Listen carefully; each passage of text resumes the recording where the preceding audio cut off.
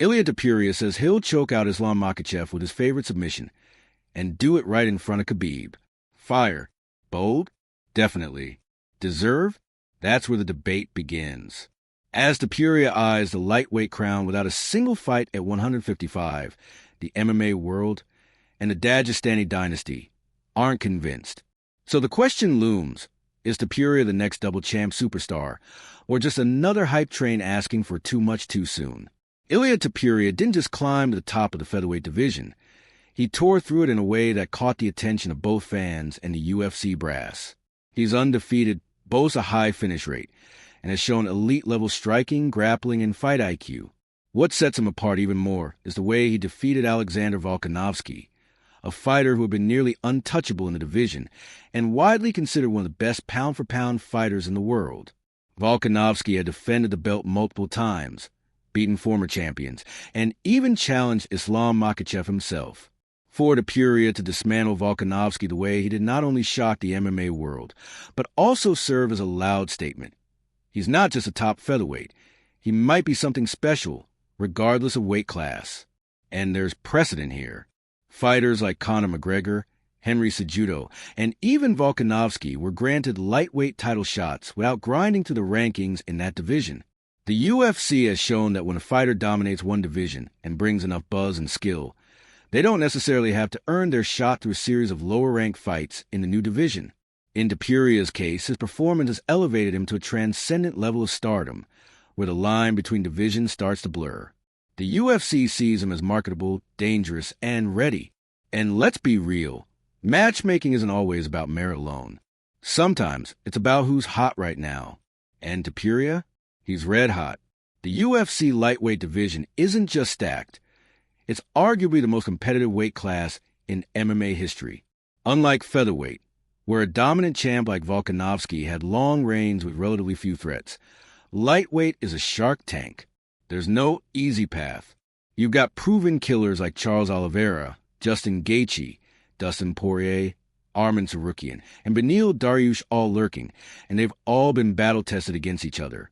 That's the world Ilia Topuria would be stepping into. And here's the issue. He hasn't fought even one ranked lightweight yet. Yes, his skills are elite, but we haven't seen how those skills hold up when he's fighting guys who hit harder, wrestle longer, and survive deeper waters. At featherweight, Topuria often had the speed and strength advantage. At lightweight, he's not guaranteed those same physical edges. Guys like Makhachev and Oliveira have size, grappling, and experience at 155 that Ilia has never dealt with. So the question becomes, how we know Topuria can swim with those sharks if he's never even dipped his toes in that water? And that's where Khabib's and Islam's stance starts to make sense.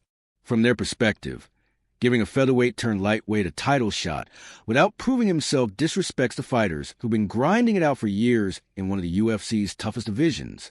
Even Islam Makhachev had to fight through adversity, beat top contenders, and wait for a shot behind other names like Gaethje, Chandler, and Oliveira. Why should Topuria skip the line? There's also the technical risk. Islam is arguably the best grappler in the UFC today, and the last thing Team Dagestan wants is for a hype train to get a shot, get smothered, and then claim it was too soon or the wrong weight. They want Topuria to prove he can survive the grind of the division before challenging the throne. In an ideal world, every UFC title shot will be earned strictly through rankings and merit. But this is a fight business, not just a sport. It's also about narratives, timing, and hype. And right now, Ilia Topuria is one of the hottest names in MMA. He's undefeated. He just knocked off a dominant champion in Volkanovski. And he's talking big, calling out Islam Makhachev, promising submissions in front of Khabib, and even stirring up drama with the entire Dagestani team. That's exactly the kind of buzz the UFC loves. Whether fans want to see him win or get humbled, they want to see him. And that kind of draw can override the traditional ladder climbing route. We've seen this play out before. Look at Conor McGregor getting a lightweight title shot without ever fighting at 155 in the UFC. Alex Pereira, fast-tracked to Israel Adesanya after just a few fights in the UFC middleweight division. Michael Chandler, who got a title shot after one win in the UFC because of his past in Bellator and star power. Topuria is riding that same wave. The UFC sees a chance to build a blockbuster, undefeated Spanish-Georgian striking phenom versus the icy, grappling dominant Dagestani champ. It's a stylistic clash, a cultural clash, and one of those fights that sells itself. And from a business perspective, if the UFC waits too long, the hype might fade. A loss from either man could kill the buzz. So the timing might be now or never. That's why UFC 317 is being talked about as a moment, even if it bends the meritocratic rules. Topuria's rise might not follow the traditional path, but his star power and storyline could make him a must-see title challenger right now, not after a 3-fight proving tour. When Khabib Nurmagomedov speaks, people listen. Whether it's fans, fighters, or UFC insiders, his words carry massive weight. He's not only an undefeated legend and former champion, but also one of the most respected voices in MMA. That's why when he says Ilia Topuria doesn't deserve a title shot yet, it's treated like gospel.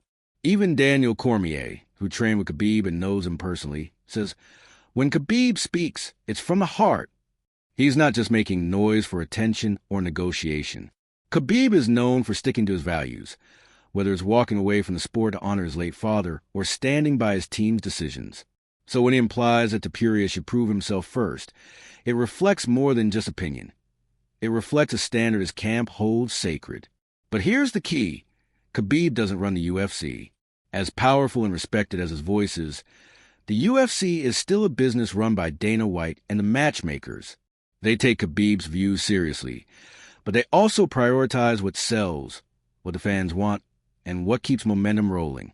If Islam Makhachev refuses to fight Topuria, and the UFC believes that's a fight to make, they could force a title defense or strip him of the belt, just like they've done to others before.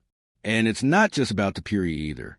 If the UFC caters too much to one camp, it sets a dangerous precedent. The moment fighters start turning down high-profile challengers because they haven't earned it, the promotional machine stalls. Fans want action. They want storylines. And if the Topuria-Makhachev clash is the fight fans want, even King Khabib's blessing might not be required. So yes, Khabib's stance matters. His legacy and influence are massive, but when it comes to matchmaking in the UFC, nothing is final until that contract is signed.